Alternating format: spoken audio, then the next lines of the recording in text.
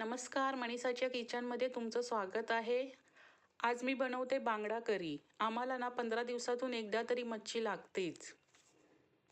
गावी ना काही लोक बोलतात, लाल पाणी दिसा खोया. लाल पाणी दिसला ना तर 4 घास जास्त जातं. ते लाल पाणी म्हणजे हे मच्छीचं सार लाल लाल. हे बघा. तर वेळ न वाया घालवता मी ही रेसिपी कशी केली आहे ती दाखवते. चला. बांगडे घेतले आहेत मी इथे. बांगड्यांची डोकी आहेत ती साईडला केली आहेत आणि शेपट्या बाजूला केल्या. डोकी आहेत त्यांची मी आमटी बनवणार आहे आणि शेपट्या आहेत त्यांचं मी फ्राय करणार आहे. त्यासाठी मी घेणार आहे लाल मिरच्या, खोबरं अर्धी वाटी, अर्धा कांदा, लसूण पाकळ्या 4-5, थोडीशी कोथिंबीर. मिरच्या आहेत ना त्या जास्त घ्यायच्या. 20-25 मिरच्या घेतल्या आहेत मी. ह्या मिरच्या खूप तिखट कमी असतात म्हणून खोबरं कमी आणि ह्या मिरच्या जास्त घ्यायच्या. आणि त्यामध्ये अर्धा चमचा हळद घेणार आहे, 1 चमचा धने घेणार आहे. आता वाटण करून घेऊया. वाटणसाठी मी मिरच्या ना देठं काढून स्वच्छ धुवून घेतले आहेत मिक्सरमध्ये. त्यामध्येच सर्व मिश्रण टाकणार मी. वाटण खोबरं, मिरच्या, कांदे, धने, हळदपूड सर्व एकत्र करून बारीक वाटून घेणार. वाटण एकदम बारीक गंधासारखं करायचं. आता इथे एक कढई घेतली आहे. त्यामध्ये 1.5 चमचा तेल, अर्धा कांदा आणि थोडासा कढीपत्ता घेतला आहे. कढीपत्ता नसेल तरी चालतो, फक्त कांद्याची फोडणी दिली तरी चालते. कांदा थोडासा ब्राऊन झाला की मी जे वाटण घेतलं आहे ते घालून घेणार.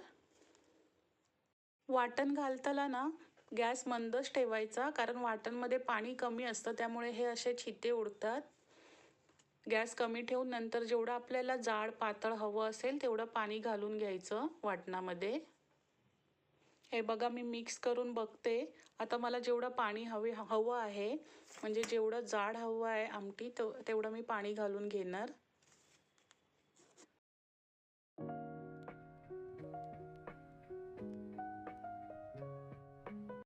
आता त्यामध्ये कोकम, मीठ चवीनुसार घालून घ्यायचं आणि एक उकळी यायला द्यायची.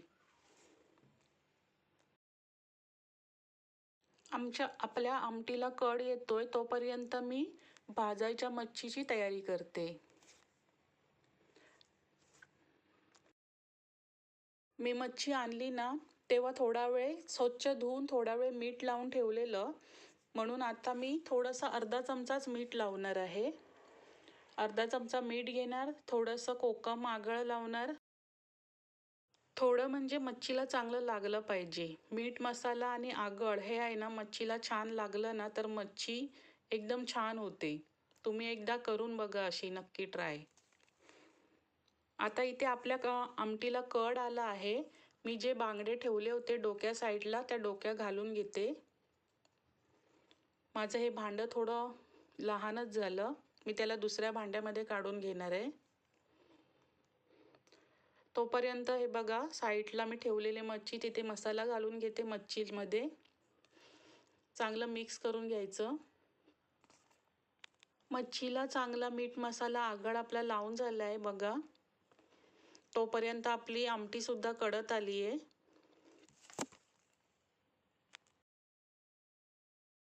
हे बघा आपल्या आमटीला चांगला कड आला आहे. मच्छी पण शिजली आपली. आता मी आमटी उतरून साईडला ठेवते आणि मच्छी फ्राय करायला घेते. मी मच्छीला रवाच लावणार आहे फक्त.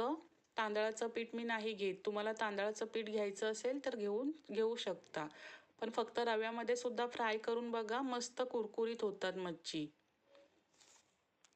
अशाच प्रकारे सर्व मच्छींना रवा लावून घेते. आता एका पॅनमध्ये तेल घेणार आहे. हा पॅन आहे ना माझा मधून थोडासा वरती आहे आणि साईडने खाली हे आहे, खोल आहे, म्हणून तेल आहे ना साईडला होतं, सर्व साईडला जातं. माझा दुसरा तवा आहे पण मी फक्त व्हिडिओसाठी हा तवा वापरला आहे. तेल गरम झाल्यावरती मच्छी तव्यात सोडायची, नाहीतर काय थंड तेल असलं ना तर रवा आहे तो आपला निखळून जातो सर्व.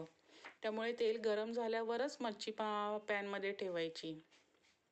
आणि गॅस आपला मीडियमच ठेवायचा, मीडियम टू लो. फास्ट ठेवला ना तर मच्छी वरून करपते आणि आतून शिजत नाही, कच्ची राहते. त्यामुळे गॅस मीडियम टू लो ठेवायचा आणि मच्छी आलटून पालटून म्हणजे परतून आणि चांगली चारी साईडने भाजून घ्यायची. मला बोलताना ना थोडं बाचकायला होतं, त्याबद्दल सॉरी. काय असेल तर माफ करा. थोडी सवय व्हायला पाहिजे ना, सवय झाल्यावरती ठीक होईल नंतर. चला तर आपली मच्छी फ्राय करून तयार होत आहेत. मच्छी फ्राय करून झालेली आहे आपली. रेसिपी आवडली असेल तर नक्की लाईक करा, कमेंट करा आणि सबस्क्राईब नक्की करा. थँक्यू. धन्यवाद.